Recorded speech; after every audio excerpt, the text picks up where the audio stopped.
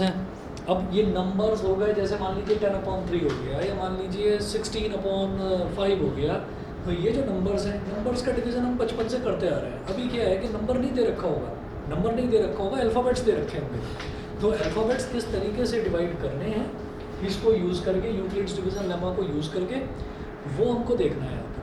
समझ रहे हैं? तो यूक्लिड्स डिवीज़न लेमा में हमारे पास क्या होगा, dividend is equal to divisor into quotient plus remainder. तो क्यू से तो समझ में आ ही रहा है, क्यू क्या है क्वोशिएंट, आर से भी समझ में आ रहा है, आर क्या है रिमाइंडर, और ए और बी आप समझ जाइएगा कि हम रैशनल नंबर क्या लेते हैं, a/b। तो ये हमारा जो ऊपर है वो डिवाइड होता है। भाई अगर मान लीजिए 10/3 लिख रहा हूँ, तो जो ऊपर है यानी कि जो न्यूमरेटर है वो डिवाइड होता है, और ये नीचे वाला ये डिवाइड करता है। तो जो डिवाइड करता है उसको क्या बोलेंगे, डिवाइज़र। डिवाइज़र जो डिवाइड करता है, जो मतलब नंबर को डिवाइड करता है, टुकड़ों में डिवाइड करता है। ठीक है, तो ये तो डिवाइज़र हो गया, और ये डिवाइड होता है, तो ये क्या हो गया, डिविडेंड। तो डिविडेंड अपॉन डिवाइज़र, a/b। तो a is your dividend, b is your divisor, q quotient, r remainder. नाम से ही क्लियर है। ठीक है, अब इसके जो क्वेश्चंस हैं, इसके क्वेश्चंस में भी आप ये देख लीजिएगा, इनके क्वेश्चंस में भी ऐसा नहीं होगा कि मतलब कुछ बहुत ज़्यादा आपको सोचना पड़ेगा। 2 या 3 तरीके के क्वेश्चंस करते ही आपको ये समझ में आ जाएगा कि हमें इसमें क्या अप्रोच लेकर चलनी है। ठीक है तो ये अगर समझ में आ गया हो तो इसको मिटा दूँ, ये समझ में आ गया। ठीक है, हेडिंग डालिएगा, प्रॉपर्ली लिखें आप, Euclid's division lemma.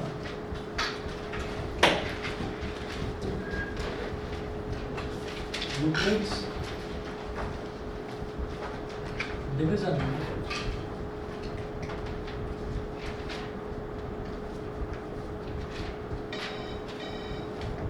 Euclid's division lemma.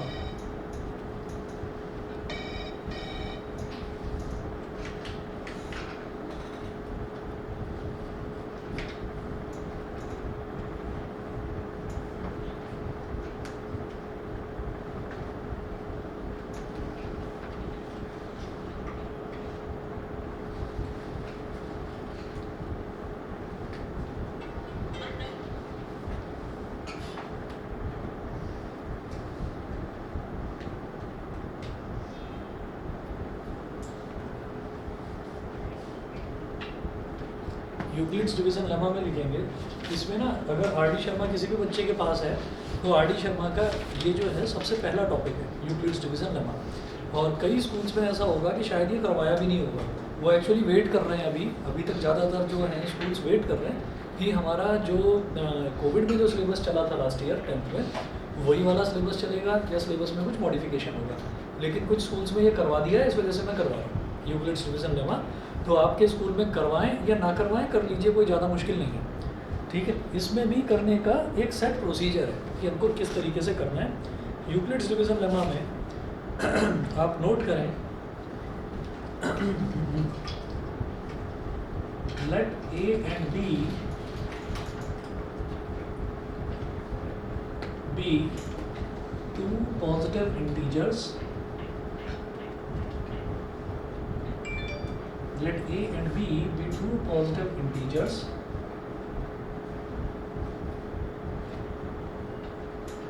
such that let a and b be two positive integers such that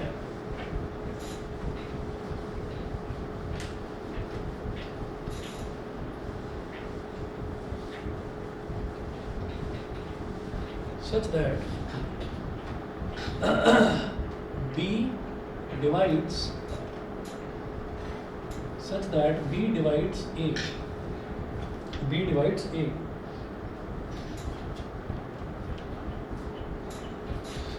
That is a/b। भाई b a को डिवाइड करता है, तो इसका मतलब क्या हो गया, a/b। ठीक है, अच्छा, then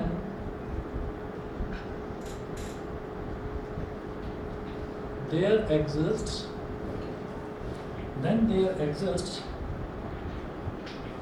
two unique integers q and r.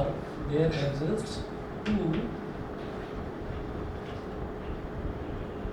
unique integers, then there exists two unique integers q and r such that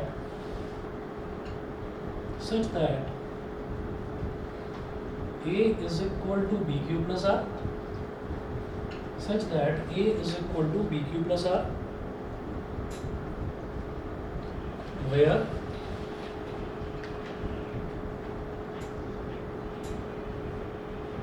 r is greater than equal to 0 and less than b. r is greater than equal to 0 and less than b.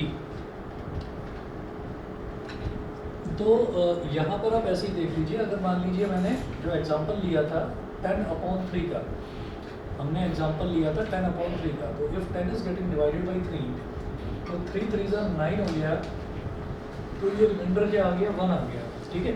तो ये जो reminder है ना r, ये 0 के बराबर भी हो सकता है, अगर पूरी तरह से डिवाइड हो जाएगा तो रिमाइंडर कुछ नहीं बचेगा, यानी कि रिमाइंडर बचेगा 0, ठीक है। और नहीं तो फिर ये b से छोटा छोटा होगा। अच्छा b क्या है, ये a है और ये जो है ये हमारा b है, तो ये b से छोटा छोटा होगा, मतलब ये 0 हो सकता है रिमाइंडर, ये 1 हो सकता है और ये 2 हो सकता है, ठीक है।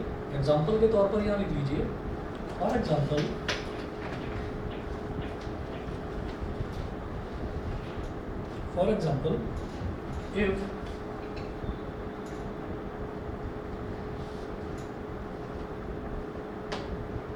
if we go for a division, 16/5, then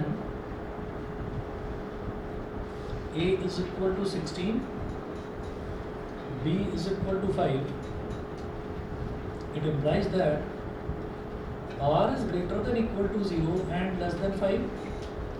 It again implies that कि r क्या क्या वैल्यूज ले सकता है यहाँ पर, r यहाँ पर वैल्यू ले सकता है बेटा 0 1 2 3 4, 0 1 2 3 4, तो r ये 5 वैल्यूज ले सकता है, ठीक है। r की वैल्यू 5 के इक्वल नहीं होगी, 5 के इक्वल होते ही क्या होगा कि अगेन वो पूरी तरह से डिवाइड हो जाएगा और रिमाइंडर जो है वो आपका अगेन 0 आ जाएगा। समझ गए भाई? आप ये सोचिए कि अगर मान लीजिए मैं 16 और 5 को डिवाइड कर रहा हूँ, तो 5 3 15, 16 माइनस 15 क्या हो गया, 1 हो गया। अच्छा अब क्या करिए, 16 को बढ़ाओ आपने 17 कर दिया, 5 3 15, अब रिमाइंडर क्या आया, 2 आया, ठीक है। और बढ़ा दो इस नंबर को, आपने कर दिया 18/5, 5 3 15, 18 माइनस 15, रिमाइंडर अब क्या आ गया, 3 आ गया। तो रिमाइंडर 1 आ चुका है, 2 आ चुका है और 3 आ चुका है। फिर आप क्या करिए, और बढ़ाइए इसको, 19 कर दो, तो 19 का मतलब 5 3 15, 19 माइनस 15, अब रिमाइंडर क्या आ गया, 4, तो इसका मतलब रिमाइंडर 4 भी आ चुका है।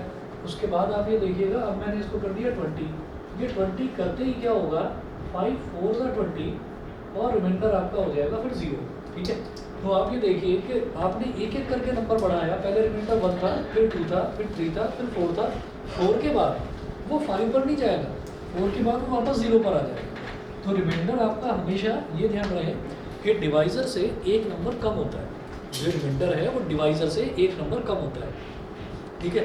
अच्छा ये चीज़ क्यों बताई जा रही है, क्योंकि अब जो हम क्वेश्चंस करेंगे वो हम A B C D इस फॉर्म में करेंगे क्वेश्चंस, उसमें प्रॉपर नंबर नहीं होंगे, अल्फ़ाबेट्स होंगे। तो आप A is equal to BQ plus R ये याद रखिए, और क्वेश्चंस इसके ट्राई करना शुरू करते हैं हम।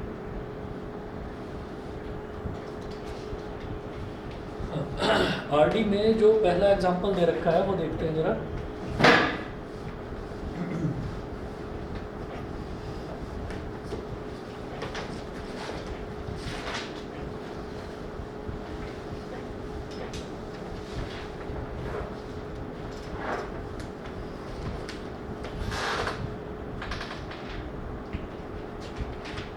एग्जाम्पल नंबर 1 देखिएगा, इसमें है show that every positive even integer is of the form,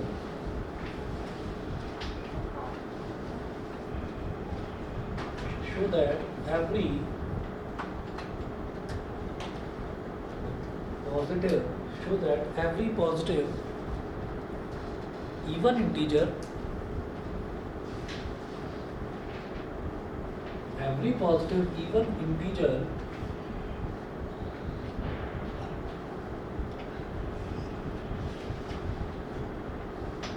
so that every positive even integer is of the form 2q,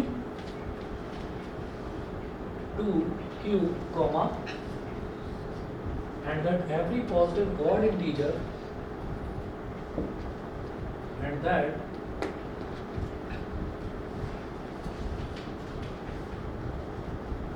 every positive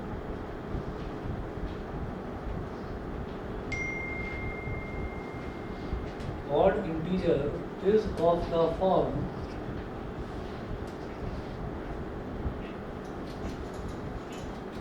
is of the form 2q plus 1. Every positive odd integer is of the form 2q plus 1, comma, where q is some integer.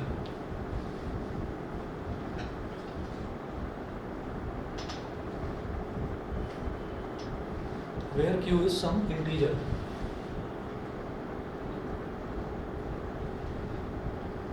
Where q is some integer.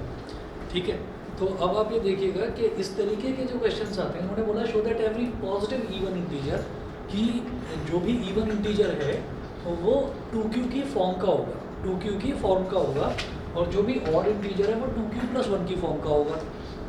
तो यहाँ पर मुझे क्या करना है, आप ये कहें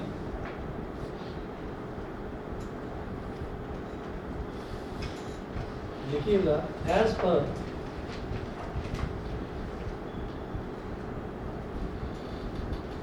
Euclid's division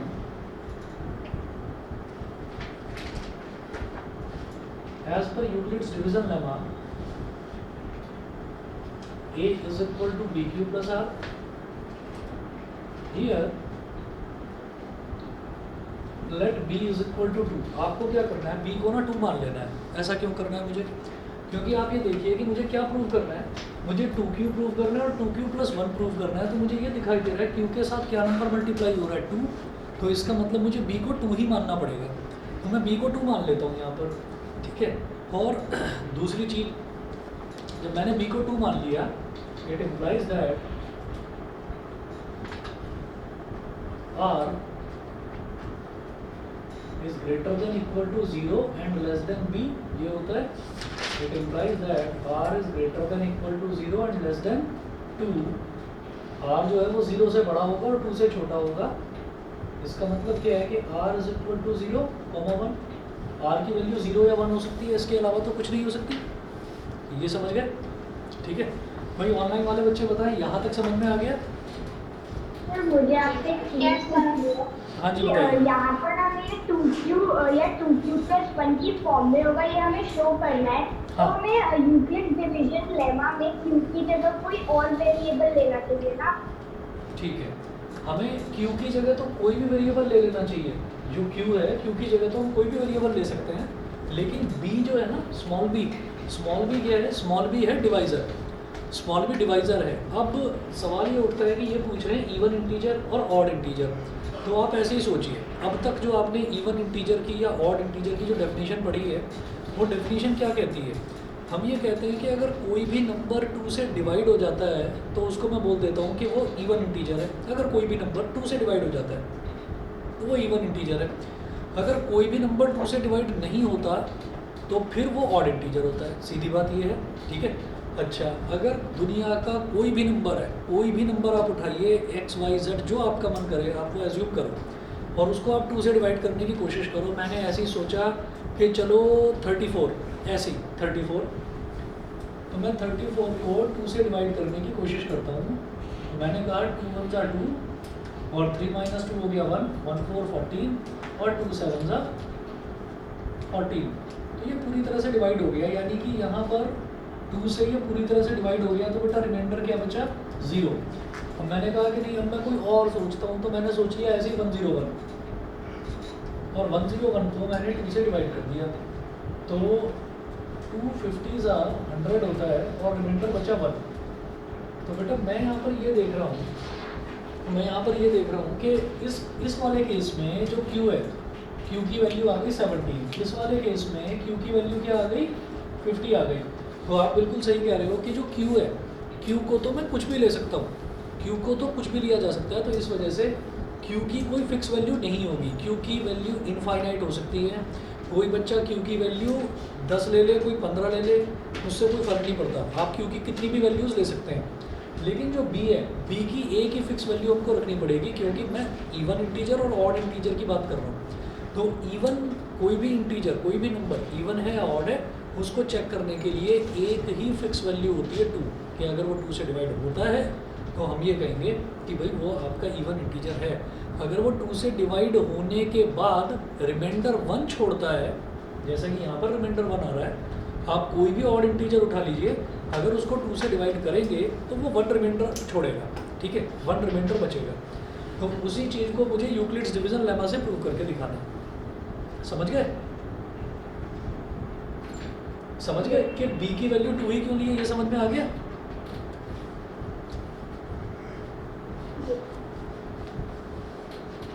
अच्छा, उधर से आवाज़ बड़ी धीरे आई, समझ में नहीं आया लगता। आ गया कि नहीं, पक्का बताओ भाई। Yes sir.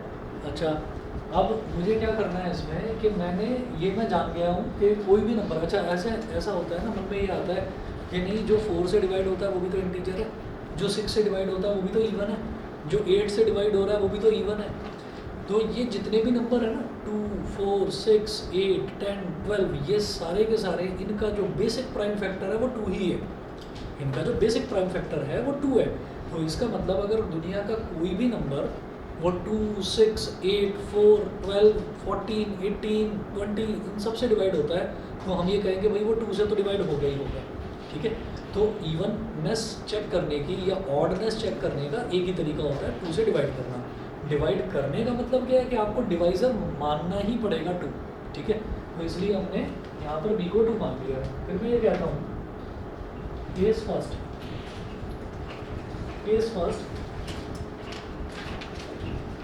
when r is equal to 0, case first when r is equal to 0, जब r यानी कि रिमाइंडर हमारा 0 है, then a is equal to b को तो बेटा हम 2 मान चुके हैं, तो 2q plus 0, a is equal to 2q। तो आप यहाँ कहेंगे which is even because any integer multiplied by 2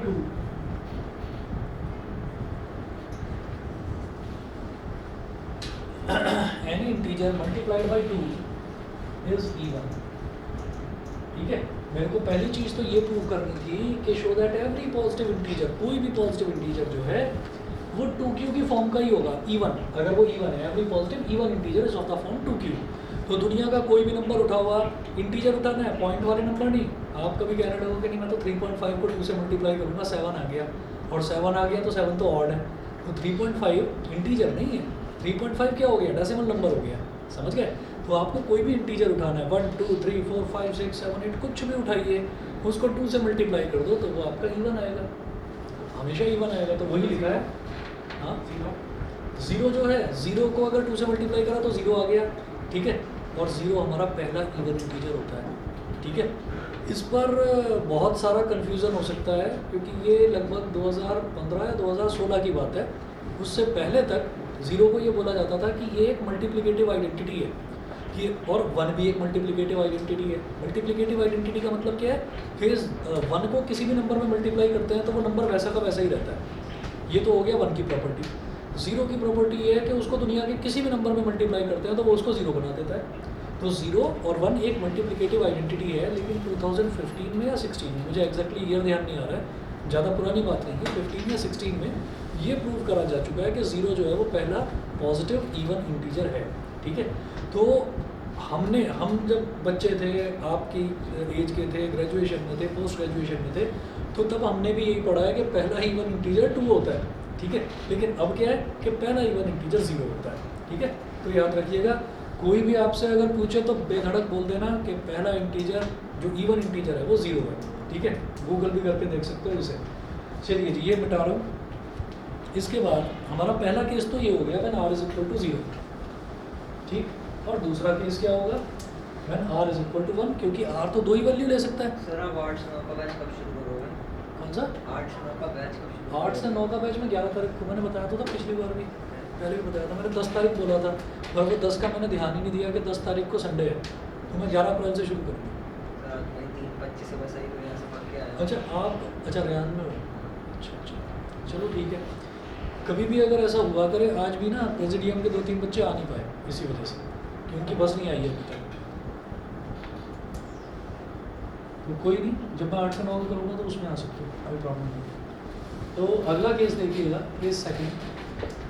और मैं 11 का मतलब ये नहीं है कि 11 से ही करूँगा, हो सकता है उससे पहले से कर दूँ। बस ये जो एग्जिस्टिंग 10th वाले बच्चे हैं उनका एक बार ये प्री बोर्ड का चक्कर खत्म हो जाए। मुझे लग रहा है शायद 6 या 7 को सबका हो रहा है खत्म। मैं एक दिन भी वेस्ट नहीं करूँगा, अगले दिन से ही कर दूँगा स्टार्ट। केस सेकंड देखिएगा। केस सेकंड में है when r is equal to 1, when r is equal to 1। अब ये देखिए, जब r की वैल्यू 1 है तो आपको इस एक्सप्रेशन में b की वैल्यू तो 2 आपने फिक्स कर दिया, वो तो आपने मान लिया। जब r इज इक्वल टू 1 है तो इसमें आप डाल दीजिए a is equal to 2q plus 1 which is odd, because if we add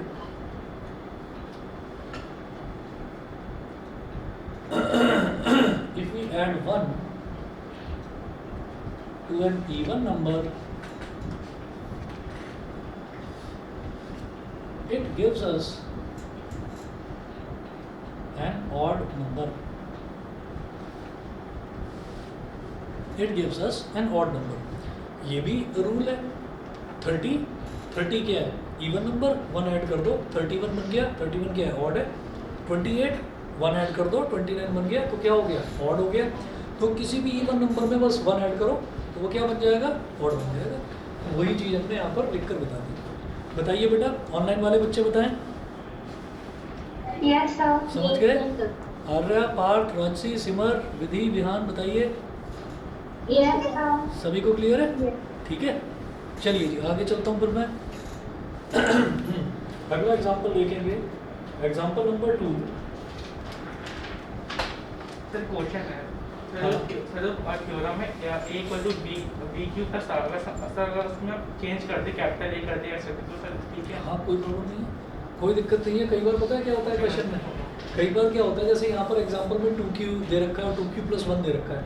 मान लो वो आपको 2m दे दें और यहाँ पर दे दें 2m प्लस 1, ठीक है। तो आप ये कहोगे कि ज़रूरी नहीं है क्वेश्चन को q ही मानना है, आप क्वेश्चन को m मान लो, है ना। तो वो कोई प्रॉब्लम नहीं है। ये जो a is equal to B Q plus R है ना, ये a is equal to B Q plus R, तो a b q r ये सब एज्यूम्ड अल्फ़ाबेट्स हैं, तो आप अपने हिसाब से इनको एज्यूम कर सकते हो। जब फॉर्मूला लिखेंगे तो सर आप a इक्वल टू करके लिखना है या x इक्वल टू करके लिख सकते हैं? x इक्वल टू करके भी लिख सकते हो। असल में है क्या कि ये चीज़ इन्होंने a b q और r ये NCERT में दे रखा है, तो वो एक गिराडी शर्मा ने फॉलो करा, वही RS अग्रवाल ने फॉलो करा। तो आपको जो ठीक लगे आप वैसा कर सकते हो, कोई प्रॉब्लम नहीं है, ठीक है। कई बार क्वेश्चंस जो हैं वो ऐसे आ जाते हैं जिसमें आपको, जैसे यहाँ पर तो क्यू की फॉर्म में दे रखा है, तो कुछ बच्चे क्या करते हैं, दिमाग भी नहीं लगाते, सीधा सीधा ये सोच लेते हैं भाई क्यू के साथ जो मल्टीप्लाई हो रहा है वही बी है, तो आपको बी वही मान लेना है और सारे केसेस लिखकर समझा देना है, ठीक है। तो ये करना है, तो वो भी गलत नहीं है, वो भी गलत नहीं है, ठीक। तो कोई दिक्कत नहीं है, आप कुछ भी मान सकते हो, ठीक है। एक बार सर एक्सप्लेन कर देना। ये वाला देखिए, इसमें इन्होंने बोला show that every positive integer, every positive even integer is of the form 2q and that every positive odd integer is of the form 2q plus 1। तो जब मुझे इसको 2q और 2q प्लस 1 की फॉर्म का प्रूव करना है, हर एक इवन इंटीजर 2q की फॉर्म का होता है, हर एक ऑड इंटीजर 2q प्लस 1 की फॉर्म का होता है। जब मुझे ये प्रूव करना है तो मैंने अपनी सहूलियत के लिए क्या कर दिया, मैंने b को 2 मान लिया, ठीक है। b को 2 मान लिया क्योंकि दिखाई दे रहा है कि 2q का मतलब क्या है कि यहाँ पर b इंटू क्यू होता है, b इंटू क्यू, तो ये मेरे को दिखाई दे रहा था, तो मैंने इसी वजह से b को 2 मान लिया। अच्छा, अब यूक्लिड्स डिवीजन लेमा कहता है a is equal to B Q plus R, तो तो मैंने कहा जब b को 2 मान लिया तो मैं रिमाइंडर की रेंज जानता हूँ, remainder is greater than equal to 0 and less than b। b क्या होता है? डिवाइजर, डिवाइजर से वो छोटा होता है। तो r is greater than equal to 0 and less than 2, इसका मतलब r दो वैल्यूज ले सकता है, या तो 0 या फिर 1, ठीक है, वो 2 तक नहीं जा सकता, ठीक है। अच्छा, तो मैंने कहा अब दो केसेस बनेंगे, when r is equal to 0। अब अगर मैंने r को 0 ले लिया तो a क्या हो जाएगा? b q plus r। तो b क्या है 2, r क्या है 0, तो a is equal to 2q plus 0, a is equal to 2q आ गया। q क्या है? क्वोशंट है, लेकिन है तो एक इंटीजर ही ना। किसी इंटीजर में अगर 2 को मल्टीप्लाई कर दिया तो वो क्या बन जाएगा? इवन नंबर बन जाएगा, तो इवन इंटीजर हो गया। पहली चीज़ तो ये प्रूव हो गई कि every positive even integer is of the form 2q। समझ गए? समझ गए? हाँ।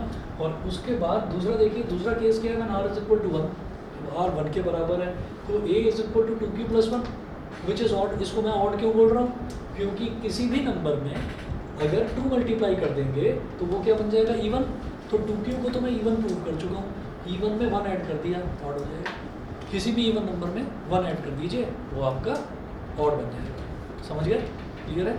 तो अब एक चीज़ देखिए, कई बार क्या होता है कि जैसे ही क्वेश्चन आता है ना, क्वेश्चन आती मुझे समझ में आ जाता है कि जो ये प्रूव करवा रहे हैं वो मुझे समझ में आ रहा है कि हाँ ये ऑड है, हाँ ये इवन है, लेकिन उसको आपको क्या करना है कि इस कहानी के तौर पर लिख कर दिखाना है बस।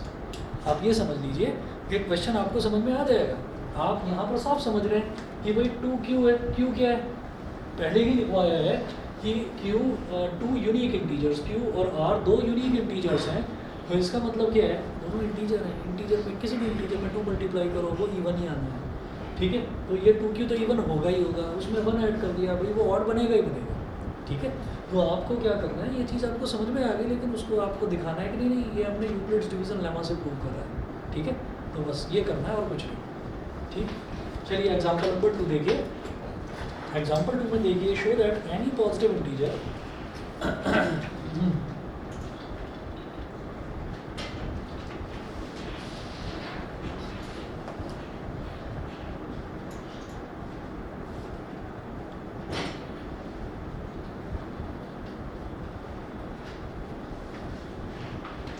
that any positive integer is of the form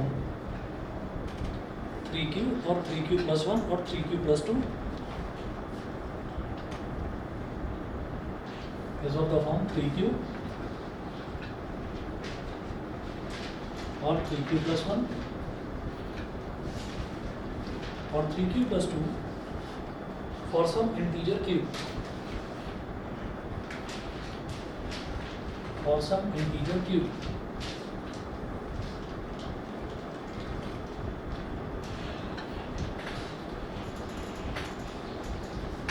अब क्या बोल रहे हैं वो? वहाँ पर क्या बोला था इससे पहले वाले क्वेश्चन में? Show that every positive even integer, even integer की बात करी और पॉजिटिव ऑड इंटीजर की बात करी। तो आप ये देखिएगा कि यहाँ पर वो इवन या ऑड की बात नहीं कर रहे हैं, वो कह रहे हैं show that any positive integer. Any का मतलब क्या है? वही वो इवन भी हो सकता है, वो ऑड भी हो सकता है, वो कुछ भी हो सकता है, ठीक। तो सीधी सी बात है, आप क्यू को कुछ भी ले लो, अपना दिमाग में पहले से एक बार ये चीज़ सोचिएगा कि क्यू को मैंने 1 ले लिया, मान लिया मैंने 1 है, तो 3 1 सा 3 वो क्या है? ऑड है, ठीक है। क्यू को फिक्स कर दिया, 1 ले लिया, तो 3 1 सा 3, 3 इंटू क्यू यानी कि 3 1 सा 3 प्लस 1 4, ये 4 क्या आ गया? ये तो इवन आ गया। तो पहले यहाँ पर 3q में रखा था तो ऑड आया था, यहाँ पर जब q की वैल्यू 1 रखी तो 3 1 सा 3 प्लस 1 4 इवन आ गया। फिर क्या करेंगे? 3 3 सा 3 1 सा 3 प्लस 2 5, कितना हो गया? ये फिर से ऑड हो गया। तो इसका मतलब क्या है कि पॉजिटिव तो आ रहा है, लेकिन इवन या ऑड वो फिक्स नहीं हो रहा है। एक बार इवन आता है, एक बार ऑड आता है, फिर से ऑड आ जाता है। तो इसका मतलब एनी पॉजिटिव इंटीजर। तो यहाँ पर भी आपको क्या करना है? यहाँ पर अगर आप b की वैल्यू 2 मान लोगे तो क्वेश्चन आप प्रूव नहीं कर पाएंगे। आपको प्रूव करने के लिए करना क्या है? आपको 3 ही मानना पड़ेगा। तो आप लिखिएगा वही बिल्कुल सेम स्टेप्स फॉलो करना। हो गया? अच्छा, वो उसको फ़ोन के नीचे करके रखो, फ़ोन के नीचे।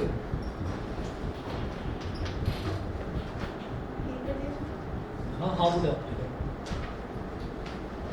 मंडे को लीनियर प्रोग्रामिंग होगा, व्हाट्सएप कर देना जो भी थे, ठीक है।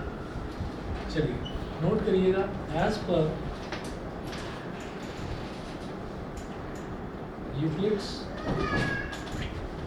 डिवीजन लेमा आपको सेम स्टेप्स फॉलो करने जैसे यहाँ पर है, और क्वेश्चन देखते ही क्या अप्रोच लेकर चलनी है वो आप समझ ही जाएंगे। भाई क्यू के साथ जो मल्टीप्लाई हो रहा है उसको बी मान लो, ठीक है। तो as per Euclid's division lemma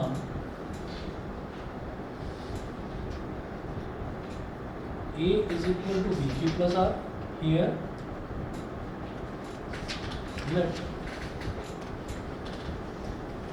let B is equal to 3. तो B को हम 3 ही मानेंगे यहाँ पर, तो it implies that R is greater than equal to 0 and less than B. R is greater than equal to 0 and less than B. R मतलब reminder.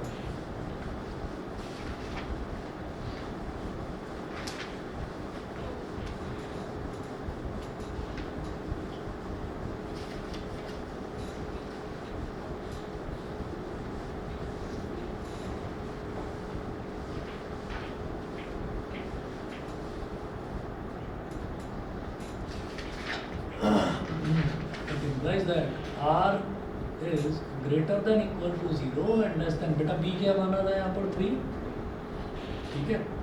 R is greater than equal to 0 and less than 3. It implies that R is equal to 0, 1 और 2.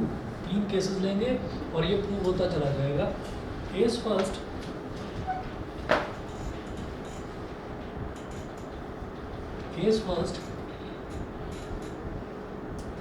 if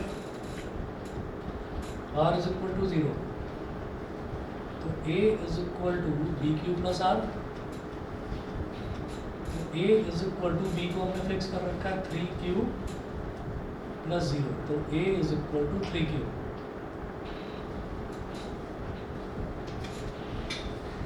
which is a positive integer. ये positive integer है, इसको मैं odd या even नहीं कह सकता। क्यों? क्योंकि क्यू की वैल्यू चेंज करके देखते जाओ।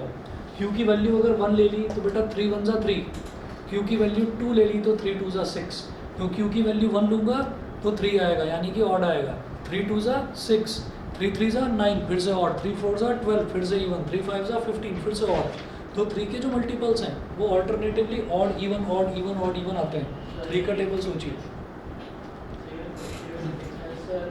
For some integer q, तो q माइनस में तो हो सकता है। क्या हो सकता है? सर क्वेश्चन में तो लिखा है for some integer q, हाँ, तो सर q नेगेटिव भी हो सकता है। हाँ क्यों नेगेटिव भी हो सकता है? आएगा। कोई बात नहीं, करके देखो, नेगेटिव करके देखो। भैया आप नेगेटिव करके देखिए, आपने करा -1 तो क्या हो गया -3, -3 क्या हो गया 3 × -1 -3 हो गया। तो -3 भी तो ऑड है, -3 भी तो ऑड है, बस एक नेगेटिव साइन ही तो आ गया उसमें। समझ रहे हैं? प्रॉब्लम ये है कि मतलब प्रॉब्लम नहीं, सॉल्यूशन ये है कि इंटीजर दे रखा है मुझे, इंटीजर दे रखा है तो भाई 3 के मल्टीपल ऑल्टरनेटिवली इवन ऑड आएंगे ही। तो 3 के बारे में मैं फिक्स ये नहीं कह सकता कि ये मुझे इसके जितने भी मल्टीपल्स हैं वो मुझे इवन ही देंगे या मुझे ऑड ही देंगे, ये पक्का नहीं कहा जा सकता।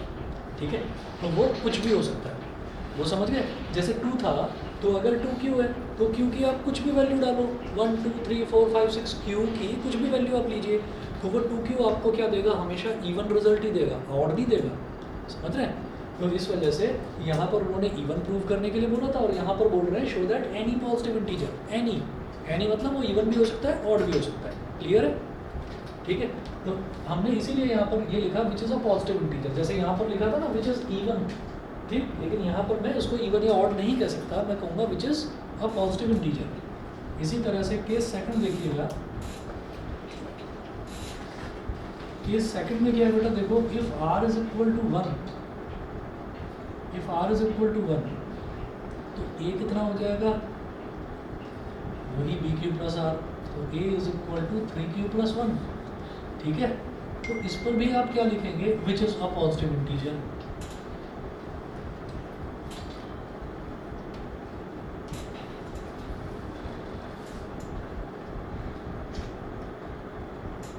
विच इज़ अ पॉजिटिव इंटीजर। ठीक है, क्यों? क्योंकि 3Q, तो 3Q का मतलब क्या है, 3 का टेबल, एक तरह से समझ लीजिए 3 का टेबल। तो 3Q में अगर मान लीजिए 3 1 = 3 है, उसमें 1 ऐड करा तो वो 4 बन गया। ठीक है, तो क्या बन गया, वो एक इवन नंबर बन गया। अच्छा 3 2 ज़ा 6 है, 6 क्या होता है इवन नंबर, उसमें 1 ऐड करा, 3q + 1 है ना, तो q की वैल्यू 2 डाली तो 3 2 ज़ा 6, 6 में 1 ऐड करा तो ये ऑड बन गया। तो ऑल्टरनेटिवली इसमें भी ऑड इवन ही बनते रहेंगे, ठीक है। तो इसीलिए लिखा विच is a positive integer. Case 3 if r is equal to 2, if r is equal to 2 तो a is equal to bq plus r, यहाँ पर क्या हो जाएगा a is equal to 3q plus 2। इसके बारे में भी नहीं कहा जा सकता, फिर वही बात है which is a positive integer, which is a positive integer। तो कुल मिलाकर ये है कि यहाँ पर आपको बस ये काम जो है ना ये करके दिखाना है, ये करके दिखाना है। रिजल्ट क्या होगा कैसे होगा वो हमें पता ही चल जाता है, भाई 3q है यानी कि 3 के मल्टीपल्स हैं, तो हम समझ जाते हैं कि 3 के मल्टीपल्स ऑल्टरनेटिवली इवन ऑड ये आते रहेंगे, समझ गए। तो इसको इस तरीके से आपको करके दिखाना है। ऑनलाइन वाले बच्चे समझ गए कि नहीं बताइए? यस ठीक है, चलिए ठीक है। अब इसमें ना बस लास्ट में एक लाइन लिख देते हैं। सर केस 1 में इवन कैसे हो जाएगा आंसर? होगा ही नहीं,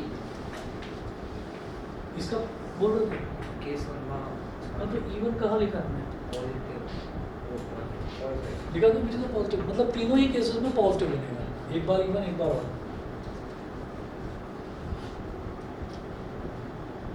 तो इसके बाद आप एक चीज़ और ध्यान रखें कि जो हमारा CBSE का सब्जेक्टिव पैटर्न है ना जिसमें हम पेपर सॉल्व करते हैं, उसमें हमें लास्ट में स्टेटमेंट जरूर लिखनी होती है। तो स्टेटमेंट का आधा नंबर होता है। किसी भी क्वेश्चन को आपने पूरा सॉल्व कर दिया और लास्ट में स्टेटमेंट नहीं लिखा तो आधा नंबर वहाँ पर टीचर काट सकता है, ठीक है। ज़रूरी नहीं है, कुछ टीचर्स अच्छे भी होते हैं, वो कहते हैं चलो कोई बात नहीं बच्चे ने करा है दे देते हैं, तो वो दे देते हैं। तो आप यहाँ पर जो ये क्वेश्चन में लिखा हुआ है उसी को एक स्टेटमेंट के तौर पर लिखेंगे। Hence it is proved that any positive integer, hence it is proved that any positive integer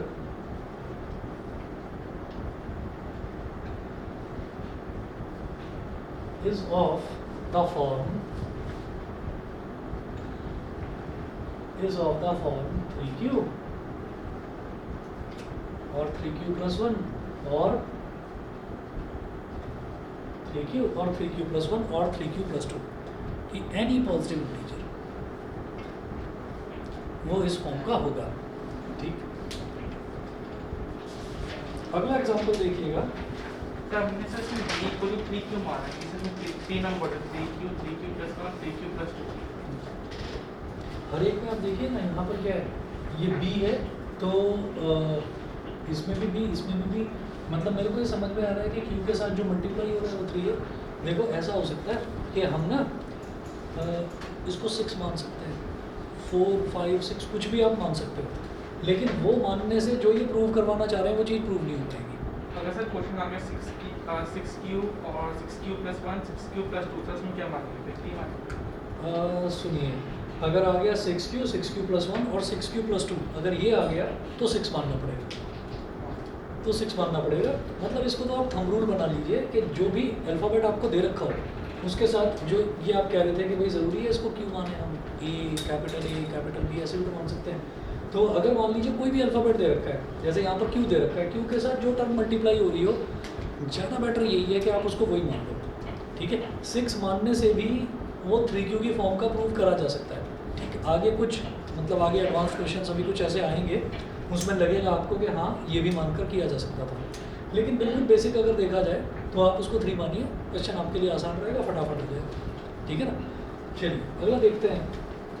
अगला क्वेश्चन दे रखा है, देखना आप इसमें क्या करना होगा। Show that any positive odd integer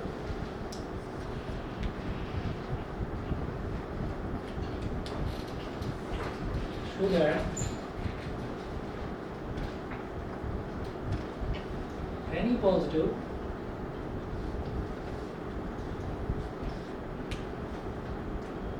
odd integer is of the form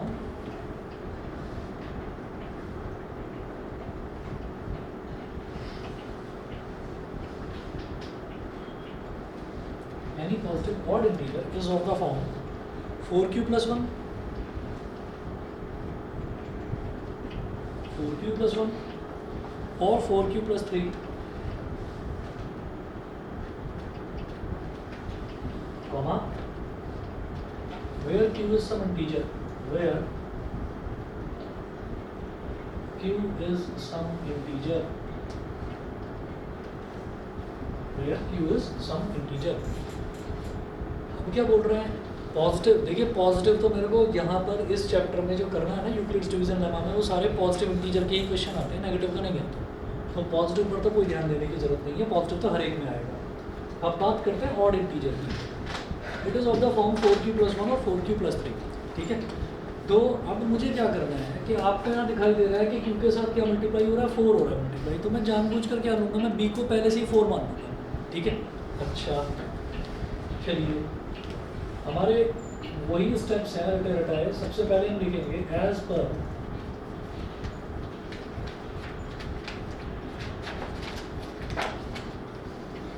Euclid's division, as per Euclid's division lemma a is equal to bq plus r। यहाँ पर जानबूझकर हम ये कहेंगे here let b is equal to 4, then r is greater than equal to 0 and less than b। It implies that r is greater than equal to 0 and less than 4। It implies that r is equal to 0, 1, 2, 3। r की value क्या है, 0 है, 1 है, 2 है और 3 है। ये values हो सकती है, ठीक है। तो अब मुझे क्या करना होगा, मुझे ये चारों केसेस देखने होंगे, ठीक। अच्छा, मुझे ये समझ में आता है कि यूक्लिड्स डिवीजन लेमा के हिसाब से मुझे तो बस r is equal to 1 वाला और r is equal to 3 वाला केस देखना चाहिए, और हम चारों देखेंगे, ठीक है। हमको ये दिखाना है कि अब 4q plus 1 और 4q plus 3 यही हमारा ऑड इंटीजर होगा, बाकी सारे इवन होंगे। तो जरा देखते हैं।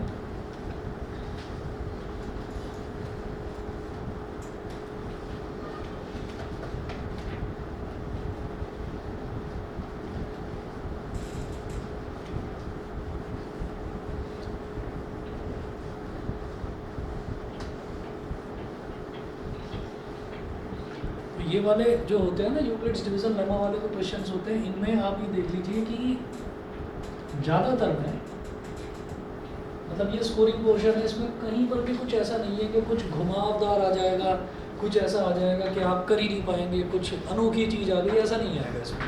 तो इसमें क्योंकि दिमाग में बार बार आपको ये आता होगा कि यार ये तो एक जैसे ही सारे स्टेप्स हैं, मैं तो इनको कर करके बोर हो गया। तो बस आप ये समझ लीजिए कि ये वाला जो चैप्टर है, ये वाला चैप्टर एक एश्योरेंस दे देता है कि हाँ, अगर ये 5 नंबर का या 6 नंबर का पेपर में आ रहा है तो इतना पोर्शंस हर कोई अटेम्प्ट करके आता है और उसको सबको नंबर मिलते हैं, क्योंकि इसमें कुछ मुश्किल है नहीं। भाई आपको देखते ही समझ में आ गया ना, बी की वैल्यू क्या लेनी है, आपको 4 लेनी है। तो अब आपके पास 4 केसेस आ गए, एक बार r को 0 मानोगे, एक बार 1 मानोगे, एक बार 2 और एक बार 3, ठीक है। तो आप यहाँ पर लिखेंगे case first when sir paper में तब भी हम 0, 1, 2, 3 सारे माने, बिल्कुल सारे दिखाने, सारे दिखाने। सारे देने पड़ेंगे। हाँ हाँ, when r is equal to 0 तो a is equal to bq plus r। तो a is equal to क्या हो गया बेटा, 4q plus 0। तो a is equal to 4q, इतना आ गया। ब्रैकेट तो लिखिएगा विच इज इवन। आप समझ गए ना कि ये इवन है। भाई 4 का कोई भी मल्टीपल उठाओ इवन ही आएगा, उसको आपको लिखकर कोई बहुत लंबा चौड़ा एक्सप्लेन करके दिखाने की जरूरत नहीं है कि नहीं नहीं ये 4 के मल्टीपल सारे के सारे इवन होते हैं, वो सब कुछ दिखाने की जरूरत नहीं है। विच इज़ इवन लिख दिया सफिशिएंट है, वो टीचर अपने आप समझ जाएगा। उसके बाद देखिए केस सेकंड, हमें एक्सप्लेन उस चीज़ को करना है जो चीज़ हमें प्रूव करनी है। तो मुझे इवन से कोई उतना ज़्यादा मतलब नहीं है, मुझे मतलब होना चाहिए ऑड से, मुझे ऑड वाला प्रूव करना है। When r is equal to 1 तो a is equal to bq plus r।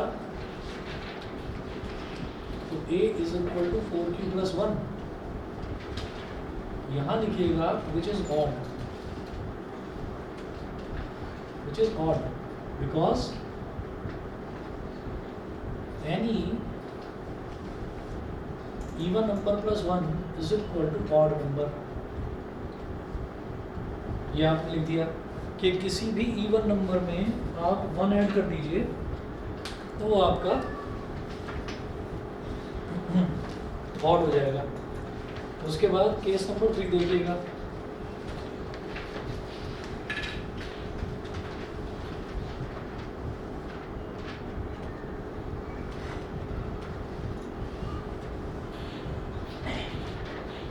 When r is equal to 2, a is equal to bq plus r, a is equal to क्या हो गया 4q plus 2, ठीक है 4q plus 2। इसमें दो तरीके से इसको करा जा सकता है। एक तो ऐसे कि 4q plus 2 में से आपने 2 कॉमन ले लिया तो ब्रैकेट में बचेगा बेटा 2q plus 1, ठीक है। इज इक्वल टू लिख दीजिए 2m where m is equal to 2q plus 1 is an integer. ये मैं जानबूझ कर रहा हूँ ऐसा। मैंने 2 कॉमन ले लिया तो जब भी मुझे कोई भी नंबर इवन प्रूव करना होता है तो मैं क्या करता हूँ, मैं ये दिखाने की कोशिश करता हूँ कि भाई इसमें से ना 2 कॉमन आ रहा है। अगर 2 कॉमन आ रहा है तो मैं कहूँगा वो इवन है। 2 कॉमन आने का मतलब क्या है कि अगर वो नंबर 2 से डिवाइड हो गया तो 2 से डिवाइड हो रहा है, आप यहाँ पर ये लिखेंगे विच इज इवन। सर तो m का क्या मतलब मिल गया? कुछ भी 2q plus 1 को हमने नया इंटीजर मान लिया, मान लिया, समझ रहे हैं। फिर q क्या है यहाँ पर, q यहाँ पर मान लो कोई भी इंटीजर है, उसमें 2 मल्टीप्लाई करा 1 करा तो ये जो भी रिजल्ट आएगा वो एक इंटीजर ही तो आएगा। आप ये मानिए कि q की वैल्यू मान लो 7 है तो 2 7 14 plus 1 15, तो 15 क्या है, 15 भी तो एक इंटीजर है। तो एक इंटीजर है q, उसमें हमने कोई एक नंबर मल्टीप्लाई करा, जो रिजल्ट आया उसमें 1 ऐड करा तो वो भी तो इंटीजर आएगा। तो ऐसे आप मान सकते हैं, ऐसे आप मान सकते हैं, वो आपका कन्वीनियंस है, आप किस तरीके से मानते हैं उसको करें, ठीक है। तो ये सिर्फ और सिर्फ ये प्रूव करने के लिए था कि कितना भी लंबा इंटीजर आ जाए, कितना भी लंबा इंटीजर आ जाए, अगर उनमें से मैं 2 कॉमन ले पा रहा हूँ तो फिर वो इवन कहलाएगा। तो ये 4q plus 2 है। हो सकता है इसमें और 2-4 टर्म्स होती, सभी टर्म्स में से अगर 2 कॉमन आ जाए तो मैं उसको इवन इंटीजर ही बोलूँगा, समझ गए। मतलब वो 2 कॉमन आ रहा है मतलब 2 से मैं उसको डिवाइड कर पा रहा हूँ। क्लियर है भाई, पीछे बताओ, समझ गए, ठीक है। तो ये हो गया, क्लियर है। तो ये हमारा क्या हो गया बेटा, इवन हो गया। मेरे को इवन पर फोकस ही नहीं करना, मुझे ऑड पर जाना है। तो एक तो हमारा ये 4q plus 1 ऑड है, ये प्रूव हो गया, ठीक। अब आ जाओ अगले केस पर, यानी कि r is equal to 3 पर।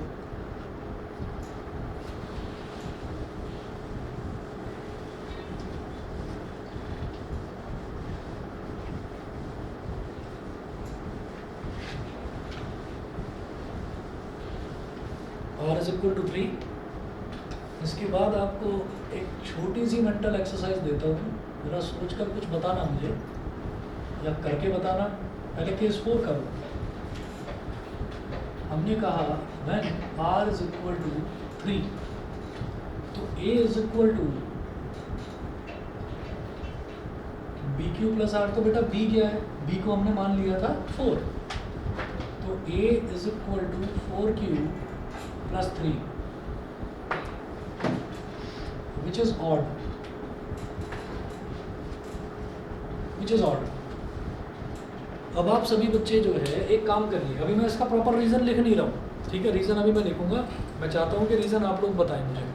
क्या होता है कि कोई भी नंबर है मेरे पास, कोई भी नंबर दे रखा है, चाहे वो इवन है या ऑड है, जरा सब बच्चे अलग अलग सोचो या कर करके देख लो कहीं रफ में। मैंने कोई भी 2 इवन नंबर ले लिए, कोई भी 2 इवन नंबर ले लिए और उनको ऐड कर दिया, तो जरा बताओ रिजल्ट क्या है, इवन आएगा या ऑड आएगा? इवन आएगा, पक्का है ये, कोई एक्सेप्शन तो नहीं, सोच लो, ठीक है। अच्छा, तो अगर मैंने 2 इवन नंबर ऐड करे तो रिजल्ट क्या आएगा, इवन आएगा। अच्छा, अब मैंने क्या करा, मैंने 2 ऑड नंबर ले लिए, कोई भी 2 ऑड, उनको ऐड करो तो बताओ क्या आएगा, पक्का है क्या ये पक्का है, बताओ। मैंने कोई भी दो इवन नंबर लिए ऐड करा तो इवन ही आएगा, मैंने कोई भी दो ऑड नंबर लिए ऐड करा तो इवन ही आएगा। भाई ऑड कब आएगा? पर वो इवन और ऑड दोनों आ सकता है। कैसे बताओ, एक एग्जांपल बताओ। सर जैसे 15 + 5 = 20, so 15 and 5 are odd number and 20 is even। ठीक है, 15 + 5 जो है ये हमारा क्या हो गया, दोनों के दोनों ऑड नंबर है। 15 + 5 दोनों के दोनों ऑड नंबर हैं, तो रिजल्ट क्या आ गया, इवन आ गया। ठीक है, अच्छा ये भी ऑड है और बेटा ये भी ऑड है, तो रिजल्ट आया इवन। अब मेरे को एक ऐसा एग्जांपल बताओ जहां पर दोनों ऑड नंबर हो और उनका एडिशन ऑड आ रहा हो, वो बताओ। सर ऐसा होता है अरे रुको तो सही। सोचो सोचो, बाकी बच्चे भी सोचो भाई। सर 3 + 5। 3 + 5, तो बेटा 3 + 5 क्या हो गए, दोनों के दोनों ऑड हो गए। यस ठीक है, तो रिजल्ट क्या आ रहा है, 8। रिजल्ट अगेन इवन आ रहा है, इवन आ रहा है। तो फिर से बताइए और कुछ एग्जांपल बताओ जहां दोनों ऑड हो और रिजल्ट ऑड आ रहा हो। सर रूट में नंबर 4 जैसे क्या + 3। नहीं ना, सर 4 + 3। चलिए जी 4 + 3, 4 + 3 करा तो 7 आ गया। तो यहाँ पर 4 क्या है, ऑड है, सर और यहाँ पर अच्छा हाँ ठीक है इवन है, और 3 क्या है, ऑड है, तो रिजल्ट क्या आया, ऑड आ गया। तो मुझे लगता है अब शायद सबको क्लियर हो गया होगा कि अगर कोई भी दुनिया के दो आपने इवन नंबर लिए, मतलब सेम टाइप के नंबर लोगे, आपने इवन इवन ऐड करा तो इवन ही आएगा, आपने ऑड ऑड ऐड करा तो भी इवन आएगा।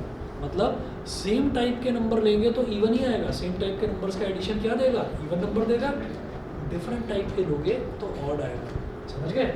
एक इवन एक ऑड लिया तो ऑड आएगा। तो आप यहाँ पर क्या लिखेंगे, विच इज़ ऑड, इसका रीज़न आप लिखेंगे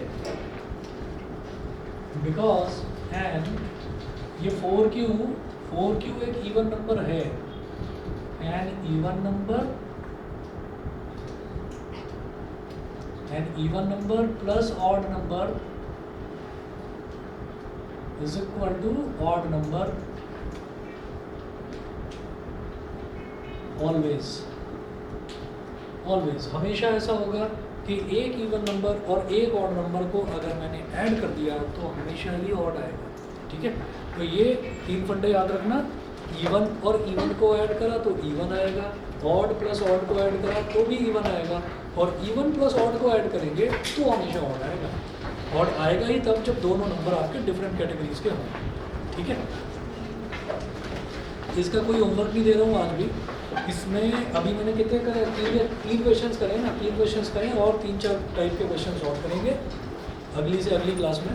उसके बाद आपको इसका होमवर्क मिलेगा और वो हमारी ये मतलब एक क्लास और है तो ये रियल नंबर हमारा चैप्टर खत्म हो जाएगा।